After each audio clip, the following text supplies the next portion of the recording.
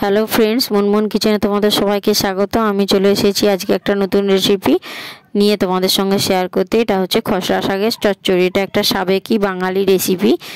বাঙালিদের গরম ভাতের সঙ্গে চচ্চড়ি রেসিপিটা একেবারে জমে যাবে। শীতকালে খুব সুন্দর খসড়া শাকের চচ্চড়ি, পালং শাকের ঘন্ট খেতে ভালো লাগে।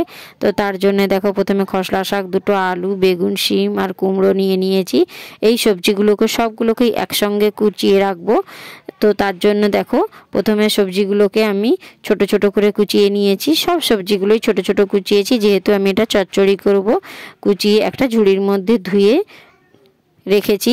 তারপরে দেখো, যে খসড়া শাকগুলো ছিল সেই খসড়া শাকগুলোকেও একদম বেছে নিয়েছি। বেছে একদম ছোট ছোট করে কুচিয়ে ধুয়ে একটা ঝুড়ির মধ্যে রেখে দিয়েছি। তো এই চচ্চড়িটা করার জন্য খুবই সামান্য মশলা নেব, বেশি কিছু হাবিজাবি মশলা দেব না। তো সর্ষে ও পোস্ত বাটা আমি দেব। তো সর্ষে পোস্ত নিয়ে মিক্সিতে দেখো আমি একটা পেস্ট বানিয়ে নিয়েছি। এবার এই পেস্টটা এক ধারে রেখে দিলাম। তো এর জন্য দেখো, আমি দুটো শুকনো লঙ্কা ফোড়ন, দুটো তেজপাতা আর কিছু পেঁয়াজ কুচি নিয়েছি। খুব সামান্য মশলা দিয়েই আমি সাবেকি বাঙালি রেসিপিটা রান্না করব। তো একদম ঘরোয়া পদ্ধতিতে। তারপরে দেখো, কড়ার মধ্যে তেল দিয়ে দিয়েছি। এবার পাঁচফোড়নটা দেওয়ার পর একটু পাঁচফোড়নটা ভাজতে হবে। একটা পাঁচফোড়নের মিষ্টি সুবাস আছে। তো দেখো, পাঁচফোড়নটা একটু ভাজা হয়ে যেতে আমি দুটো তেজপাতা ওর মধ্যে দিয়ে দিলাম, দুটো শুকনো লঙ্কা যেটা দেখিয়েছিলাম সেটাও দিয়ে দিলাম। তো এবার সমস্ত গোটা ফোড়নগুলোকে একটু ভালো করে ভেজে নিতে হবে। তো পাঁচফোড়নটা ভাজা হয়ে গেলে দেখবে একটা সুন্দর মিষ্টি সুবাস গন্ধ উঠে আসে।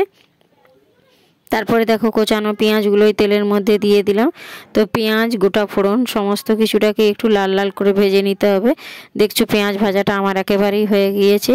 এবারে যে সবজিগুলো আমি রেখেছিলাম কুচিয়ে, তোমাদেরকে দেখিয়েছিলাম, সেই কুচানো সবজিগুলোকে ওর মধ্যে দিয়ে দিলাম। তো এই চচ্চড়িটা করার জন্য সবজিটাকে খুব ভালো করে কষতে হবে। তো সবজিটা যত ভালো কষা হবে তত দেখবে এই চচ্চড়ি রেসিপিটা একেবারে অসাধারণ হবে। তো যেহেতু একটু বাঙালি রেসিপি তোমাদের সঙ্গে শেয়ার করলাম, তো তোমাদের কার কার আমার রেসিপিটা ভালো লেগেছে একটু লাইক কমেন্ট করে দিয়ে জানিয়ে দিও। দেখো, কষতে কষতে মোটামুটি সবজিটা একেবারেই কমে এসেছে। এই পর্যায়ে 1 চামচ লবণ অ্যাড করব। লবণটা তোমরা স্বাদ মতো ব্যবহার করো। 1 চামচ লবণ দেওয়ার পর লবণটাকে দিয়ে একটু 5 মিনিট মতো ভালো করে একটু কষতে হবে। তো কষতে কষতে দেখো, সবজিটা অনেকটাই কমে গিয়েছে। এইভাবে 5 মিনিট মতো তোমরা এই সবজিটাকে কষবে, যাতে লবণটা ওর মধ্যে প্রবেশ করে।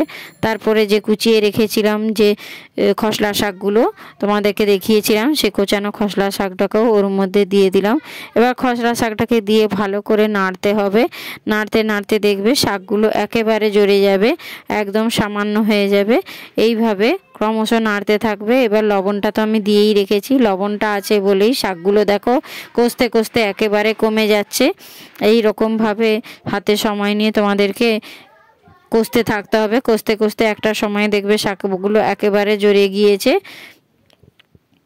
দেখতেই পাচ্ছ। এবার আমার কষাটা মোটামুটি হয়ে এসেছে। এবারে আমি এর মধ্যে মশলাগুলো অ্যাড করব। দেখছো, মোটামুটি কষাটা আমার কমপ্লিট।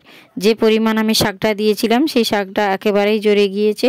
এবারে যে বেটে রাখা সরষা পোস্তটা, সেটা এবার ওর মধ্যে আমি দিয়ে দিলাম। ও সরষা পোস্তটা দেওয়ার পর একটু কষতে হবে, যাতে সরষের একটা গন্ধ থাকে, সেই গন্ধটা যাতে না থাকে। তো হাতে একটু সময় নিয়ে কষিয়ে নিচ্ছি। এই সময় গ্যাসের আঁচটা একটু কম রাখবে।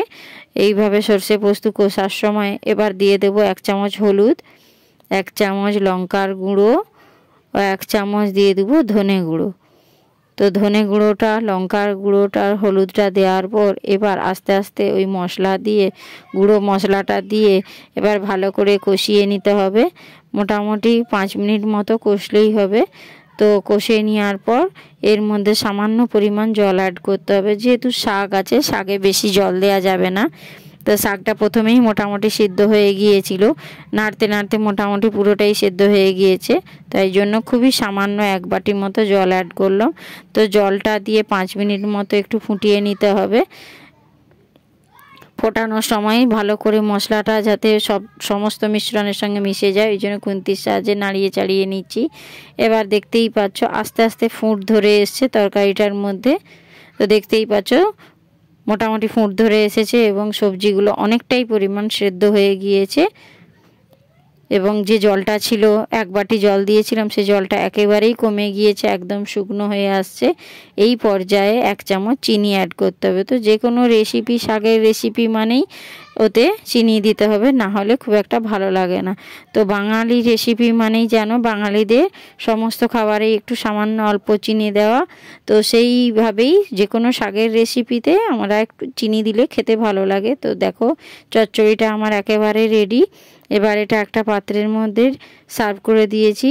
তো দেখতেও যেমন অসাধারণ সুন্দর হয়েছে, খেতেও তেমনি কিন্তু অসাধারণ সুন্দর হয়েছে। তো কার কার আমার রেসিপিটা ভালো লেগেছে একটু লাইক, কমেন্ট, শেয়ার করে দিও এবং আমার চ্যানেলে নতুন হলে চ্যানেলটা সাবস্ক্রাইব করে পাশে থেকো।